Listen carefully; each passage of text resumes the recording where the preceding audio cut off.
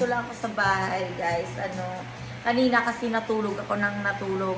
Ngayon naman ay magba-vlog lang ako. At maya-maya, pag inantok ako, kasi alam mo naman, tulog is real. Guys, sa totoo lang guys, ang sarap ng buhay sa Pilipinas. Alam mo kung bakit? Kakain ka, tutulog, kain, tulog, magba-vlog, diba?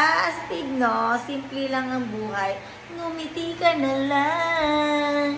Tsaka alam mo guys, hindi na ako masyadong kumakanta ngayon kasi nakakasira ng video. Nasisira ang video guys kapag kumanta ako, lalo na kapag yung basher ko ay nasisira ang araw. Sira ang YouTube nila guys, hindi ang YouTube ko. Di ba nakakatuwa,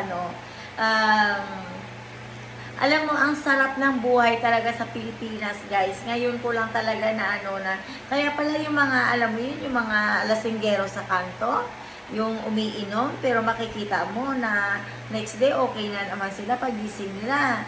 May hangover pa siguro yan, okay na naman sila, ikapi-kapi lang nila. Tanggal na yung hangover. Alam mo guys, sa totoo lang, napakasimple lang ng buhay sa Pilipinas, pero punong-puno ng kasiyahan, punong-puno ng relaxation, yung parang, relax na relax ka talaga, at I feel free. Yes, free na free. Tignan mo naman, di ba, yung magkaroon ng cute na vlogger from Santa Cruz na, di ba, dalagang ina. Yes. Hindi ko ikinakaila na nanay na ako, pero I don't have scratch sa tummy ko. Wala akong scratch sa tummy ko na magmukhang halimaw ang tiyan. No. Kaya alam mo, yung ganito ko na tiyan, gusto ko manahin ni Jeanine na sana ay wala siyang scratch sa kanyang pagdating ng panahon na magiging nanay na siya. Pero that is so early to think because my daughter is 15 years old only. Tignan mo naman. Tignan mo. Diba? Magkaroon ka ng nanay, cute na YouTuber na nanay, di ba? 15 lang ang aking anak. At ang aking mga, alam mo na, alipores pa, di ba? At pag ako'y sumali sa aking mga pamangkin, mas makulit pa ako kaysa sa kanila yon. Ayun guys, siya nga pala guys, kapag nandito kayo sa Pilipinas, enjoy nyo ang buhay Pilipinas. Kasi mas masarap mamuhay sa Pilipinas. At kung mayroon kayong kapitbahay na hindi masaya kasi umuwi kayo, aba. Problema na nila yan. Hayaan mo sila mamroblema at atakin ng high blood. Di ba?